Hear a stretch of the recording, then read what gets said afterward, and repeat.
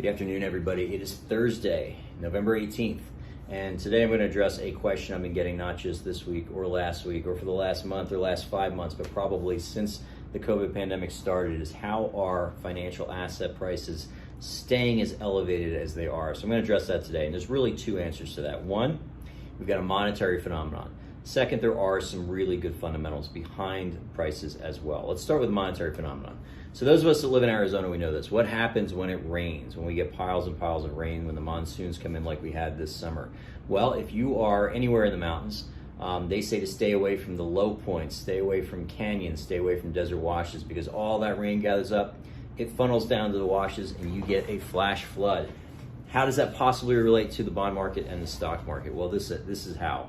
It's raining dollars. Hallelujah, it's raining dollars. But we have dollars, we have yen, we've got euro, we've got all kinds of different currencies thanks to these measures that central banks around the world have taken, just blowing cash, raining cash throughout the entire system.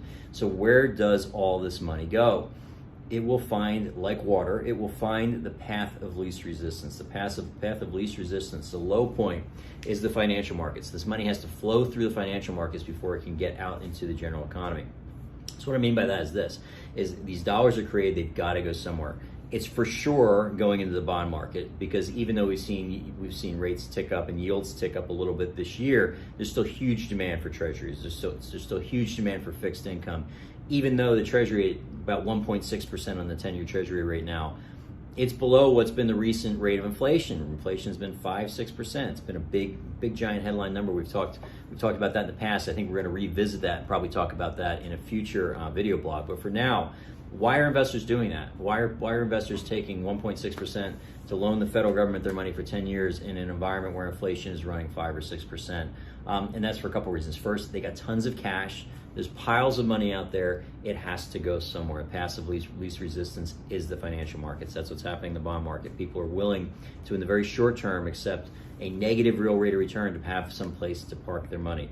Stocks, pretty similar, because if you look at historically, are stocks right now expensive? And the answer is it depends. Relative to treasuries, no, they're really not. Relative to the earnings per share, yeah, they probably are. They're nowhere near the elevated valuation levels that we saw, say, in 2000 at the peak of the dot-com bubble, but they're definitely historically elevated. But then you get into this kind of circular logic. You got a lot of dollars. They're printing more dollars. The money has to go somewhere. I can go to bonds, I can get 1.6% in that, or I can have it sit in cash where I know right now my purchasing power is being eroded. So then I'm back to going into stocks. Well, stocks are a little expensive, so do I want to sell and go to cash? You get in this very circular argument. But the thing is, there's tons of liquidity out there. It's driving these asset prices. You're seeing it in real estate. You're seeing it in some of the other commodities. You're seeing it in food prices. You're for sure seeing it in the fixed income markets and also in the equity markets. So monetary phenomenon, a lot of cash. The other issue is we do have some good fundamentals behind this as well. Third quarter earnings seasons for the S&P 500 is pretty much done. We saw sales rather for most S&P 500 companies up about 3 or 4%, quarter over quarter up about 17 or 18% year over year. That's really good.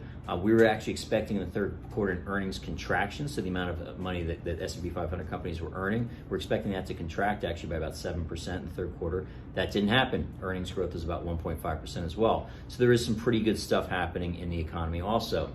Past, we've talked about supply chain. One of the benefits, at least in terms of valuations, that's made people look at stocks a little bit more favorably is instead of getting this giant blowout earnings growth in 2022 like we thought we would coming out of the pandemic, the fact we have these supply chain issues and labor issues has sort of spread out that demand well into 2022. So a fear that we had in the beginning of 2021 was you're going to get all this demand is going to go out there in 2021. 2022 is going to roll around and people have already spent their money. So where's the demand at that point? And because of these constraints we have in the economy right now, it's actually pushed that demand out into 2022. So fundamentally, from a stock valuation standpoint, it makes things look a little rosier for 2022 than we might have thought in the past. So monetary phenomenon, some good fundamentals.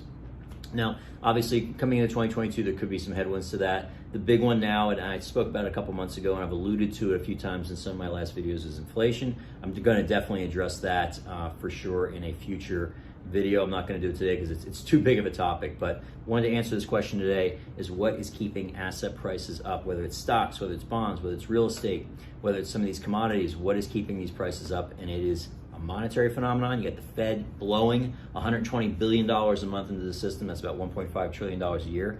You've got central banks around the world doing the same thing to different degrees. You've got the federal government blowing cash into the system through a lot of their fiscal spending as well. So you've got tons of cash. It's raining cash. It's going to the low point. Low point's the financial markets. That's coupled with a backdrop of big Fortune 500, S&P 500 companies are actually doing pretty well and they're making money, and that's supporting these valuations also. But great question. I've gotten that question from a lot of people. It's one I definitely wanted to address today.